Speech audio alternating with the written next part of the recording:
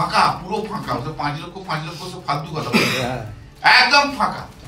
কল্যাণ বন্দ্যোপাধ্যায়কে বলুন, ওনাকে মাতাল বলতে কয়েক লক্ষ তৃণমূলের যুবকর্মী রাস্তায় নেমেছিল। উনি যে হাইকোর্টে ওকালতি করে খান, সেই হাইকোর্টের সামনে দাঁড়িয়ে যুব তৃণমূলের নেতারা বলেছিল মাতাল তোমায় জানতে হবে, আগামীকে মানতে হবে। ওসব খাওয়ানো কথাবার্তা 5 লক্ষ লোক বিজেপি বাপের জন্মও দেখতে পাবে না এখানে। কল্যাণ ব্যানার্জির তো এইসব মানে কে কি খায়, উনি সন্ধ্যের পর কি খান ইত্যাদি ব্যাপার নিয়ে ওনার একটা আলাদাই নজর থাকে। তো উনি মানে যার যেরকম রুচি তার সেই রকম। কল্যাণবাবুর এই মাঝে মধ্যে ভাট বকা এর কি গুরুত্ব সেটা তৃণমূল কংগ্রেসেই সেটা বোঝা যায়। গীতা পাঠে কোনো কৌরব শক্তি এসে গীতা পাঠের এই আজকের আধ্যাত্মিক তাৎপর্যটাকে নষ্ট করে দিক, এটা আমরাও চাইনি এবং ঈশ্বরও চাননি। তাই ঈশ্বরের এই অনুষ্ঠানে কোনো অশুভ শক্তি আসুরিক শক্তি আসেনি। মমতা বন্দ্যোপাধ্যায়ের সাথে কি পাকিস্তানের সরকারের কোনো যোগাযোগ আছে? আইএসআই এর সাথে কি তৃণমূলের কোনো কানেকশন আছে? পাকিস্তান আজকে যেটা ঘোষণা করছে সেই কার্যক্রম পশ্চিমবঙ্গে তৃণমূলের নেতাদের দ্বারা ছদ্মবেশী তৃণমূল, বকলমে তৃণমূল এইভাবে হচ্ছে কেন? তৃণমূলকে ভোট দেওয়া আপনাদের ধর্ম, আপনাদের কোরআন, আপনাদের যে ঈমান তাতে কি সঠিক বলে মনে করেন আপনারা? কিন্তু আমার মনে হয় না যে কোনো শুভবুদ্ধি সম্পন্ন মুসলমানের এই তৃণমূল নামক এই দলটাকে ভোট দেওয়া উচিত। 5 লক্ষ কোটি গীতা পাঠ, কল্যাণ বন্দ্যোপাধ্যায় বলছেন শুধুমাত্র খাওয়ানোর কথা। কল্যাণ বন্দ্যোপাধ্যায় এইসব খাওয়া পান এগুলো নিয়ে উনি ভালো ভাবেন। মানে কল্যাণ ব্যানার্জির তো এইসব মানে কে কি খায়, উনি সন্ধ্যের পর কি খান ইত্যাদি ব্যাপার নিয়ে ওনার একটা আলাদাই নজর থাকে। তো উনি মানে যার যেরকম রুচি তার সেই রকম। 5 লক্ষ কণ্ঠে গীতা পাঠের কি আমাদের আধ্যাত্মিক আজকে তাৎপর্য উঠেছে, গোটা বাংলা আজকে সনাতনী ঐক্য এবং গর্জন অনুভব করেছে, সেটা আজকে আমরা দেখতে পেলাম। সনাতনী ঐক্য, সনাতনী জাগরণ আমরা দেখতে পেলাম। এবার এতে তৃণমূল কংগ্রেসের যে গাত্রদাহ হচ্ছে, তৃণমূল কংগ্রেসের যে বুকটা কাঁপছে, এটা আমরা বুঝতে পারছি। কারণ ওনারা তো এই সনাতনী, এই হিন্দুত্ব, এই বিষয়টা দেখলেই তো ওনাদের অ্যালার্জি শুরু হয়ে যায়। তো ফলে সমস্যা আছেই। তিনি আরো একটা পেরিয়ে গিয়ে বলছেন 5 লক্ষ মানুষ কখনো বিজেপি এক জায়গায় জড়ো করতে পারেনি, পারবেও না। কল্যাণ বন্দ্যোপাধ্যায়কে বলুন, ওনাকে মাতাল বলতে কয়েক লক্ষ তৃণমূলের যুবকর্মী রাস্তায় নেমেছিল। উনি যে হাইকোর্টে ওকালতি করে খান, সেই হাইকোর্টের সামনে দাঁড়িয়ে যুব তৃণমূলের নেতারা বলেছিল মাতাল তোমায় জানতে হবে, আগামীকে মানতে হবে। সুতরাং কল্যাণবাবুর কি দলের মধ্যে অবস্থান আর কল্যাণবাবুর এই মাঝে মধ্যে ভাট বকা এর কি গুরুত্ব সেটা তৃণমূল কংগ্রেসেই সেটা বোঝা যায়। দেখলেন না গত পরশু সংহতি মিছিল, একটা সংহতি দিবসে কীরকম নেচে নেচে ওই চিয়ার লিডারের মতো ভাষণ দিচ্ছিল? হাত পা ছুঁড়ে ওইরকম নেচে কোনো সুস্থ মানুষ করতে পারে? এসব বাংলা খেকো তৃণমূলের নেতাগুলোর কথার কোনো উত্তর দেওয়া সমীচীন মনে করছেন আপনারা? মমতা বন্দ্যোপাধ্যায়কেও ব্রিগেডে আমন্ত্রণ জানানো হয়েছিল, উনি আসেননি, অবাক হলেন? না, আমাদের ক্ষেত্রে এটা প্রত্যাশিত ছিল।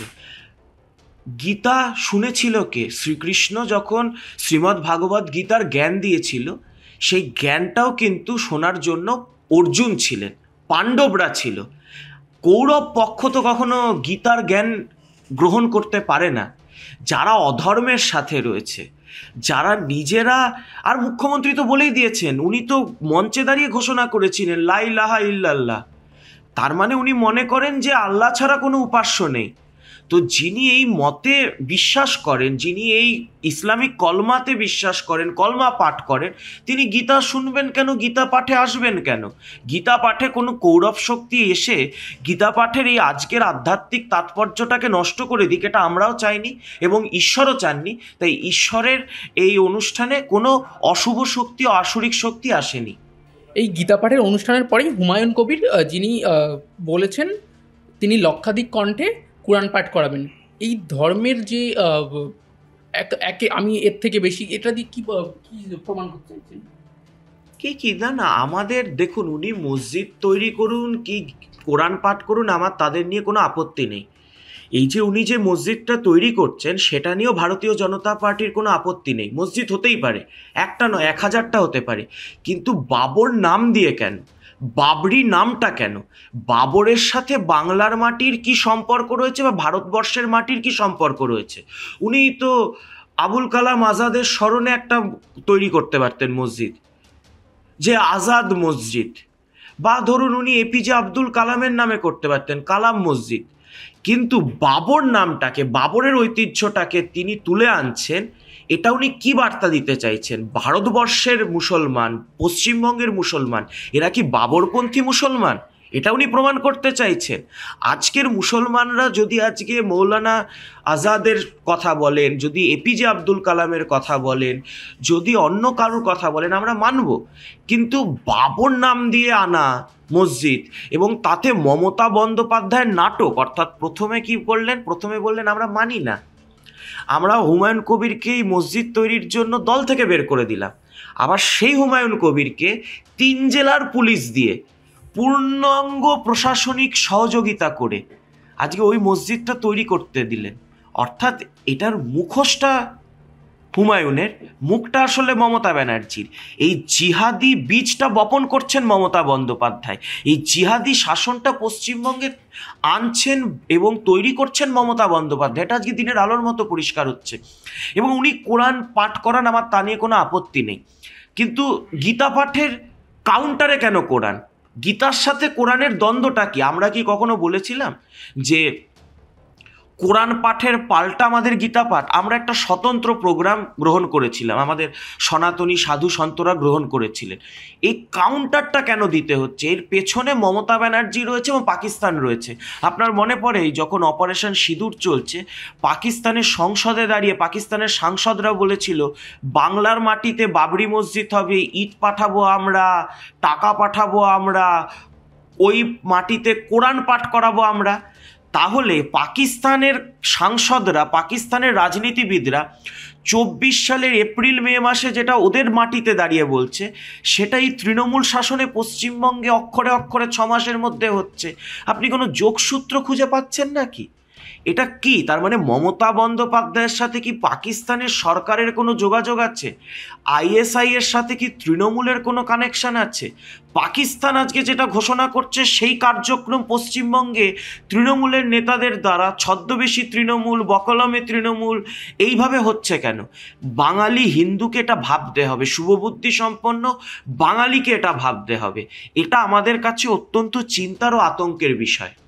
হুমায়ুন কবির একদিকে বললেন যে আমি প্রথমে বললেন আমি বিধায়ক পদ থেকে ইস্তফা দেবো, তারপর আবার ঘুরে গিয়ে বললেন আমি ইস্তফা কিছুদিন পরে দেবো বা দেবো না। তৃণমূল কংগ্রেসের কালচার, মুখের ওপর নিজের কথা থেকে আবার মুখ ফিরিয়ে নেওয়া, এটা তৃণমূল কংগ্রেসের কালচার। মমতা বন্দ্যোপাধ্যায় যেগুলো প্রতিশ্রুতি দিয়েছিলেন, কোন প্রতিশ্রুতি মমতা বন্দ্যোপাধ্যায় রেখেছেন?